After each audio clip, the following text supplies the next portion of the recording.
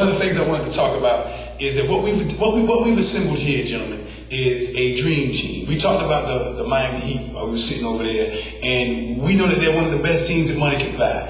But one brother said that he doesn't think the Miami Heat is going to make the playoffs this year. And if they do make the playoffs this year, it's going to be a very short run for them in the playoffs this year. And that's a testament to the fact that even though we have all-stars, sometimes the team just won't gel until we become intimate with one another. And intimate is a simple way of saying intimacy. That means I need to get to know you well enough to get in a foxhole with you, brother. Now, sometimes what groups tend to do is have what we call premature organization. Now, premature organization is when you get together with a group of brothers with the very best of intentions, to be of service, to be of change, to invigorate hope. But what happens is because you don't know one another, character starts to play a huge part into this journey. So if we're not aware of who we are, then there's a room for corruption, there's room for jealousy, there's room for these other things that will come and destroy a movement and disintegrate something before it gets together, before we can even start to be of significant change for one another.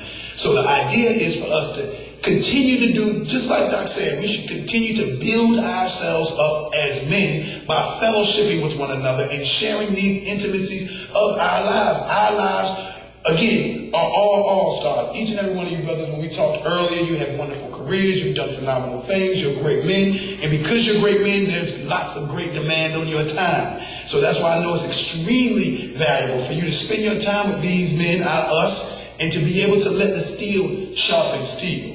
But we talked about economic growth for last time, and I'm kind of jumping, but we want to try to just hit enough beats so when we open up the floor for discussion, we can discuss a broad array of topics. But one of the first things we talked about last week was economic development, and I think that's phenomenal. But in order for you to really to galvanize anything of significance economically, you first got to understand who you are. We've got a bunch of athletes, we've got a bunch of singers, we've got a bunch of rappers who have way more money than black people have ever known. We spent $500 billion last year as a people. $500 billion. If we were our own country, that would be number 8. Number 8, that's a lot of money. So we make a lot of money, we spend a lot of money, and we have access to a lot of money, but that still does not make our communities better.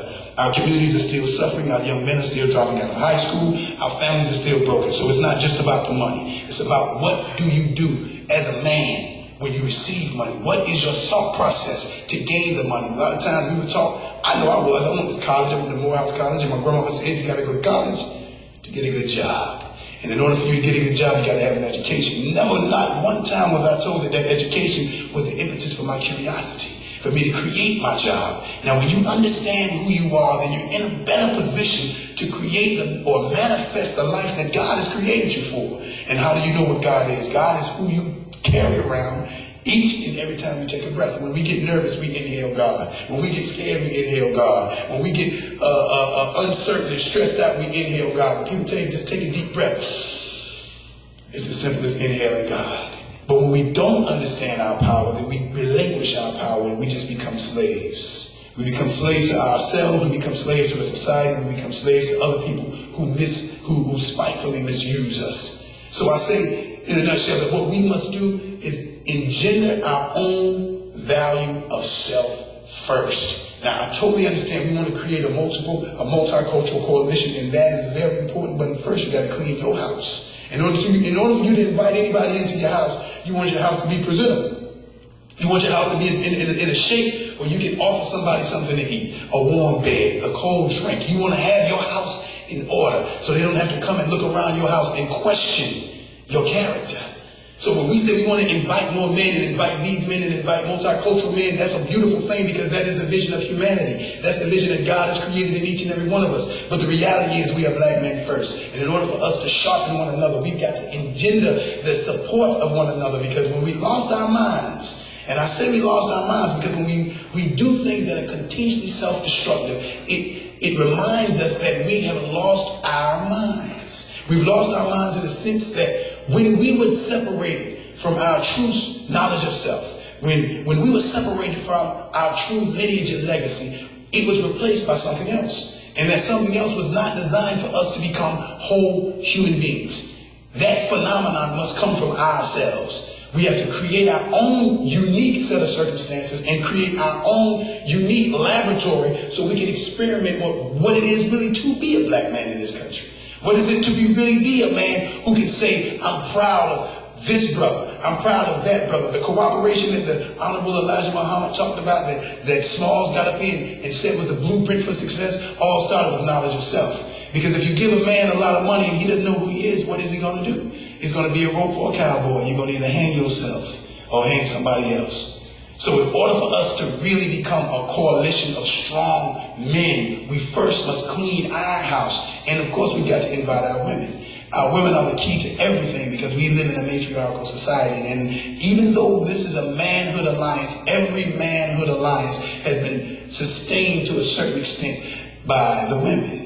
The Nation of Islam, even though there's a separation of man and woman, there's still a very fundamental knowledge of how important that seed in the family is. So we've got to plant these seeds in very fertile soil in order for us to manifest any type of economic parity in this country.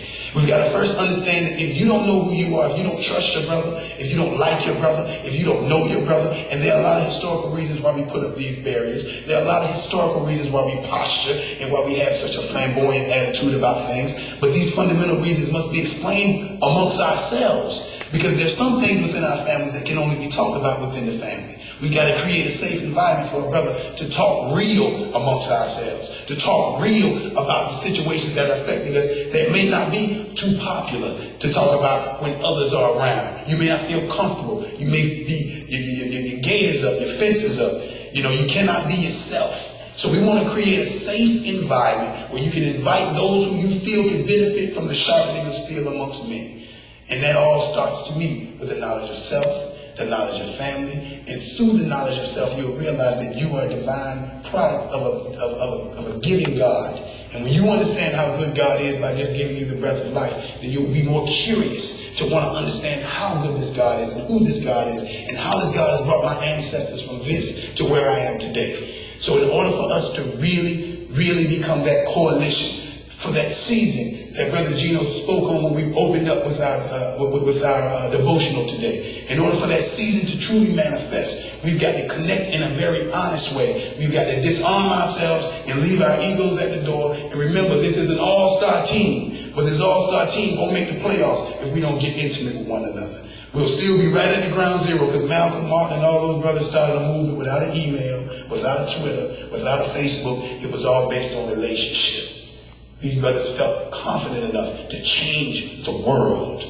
And in order for us to feel confident enough to change the world, we've got to break down all the things that society has placed upon us to make us feel masculine and get back to the essence of who we are.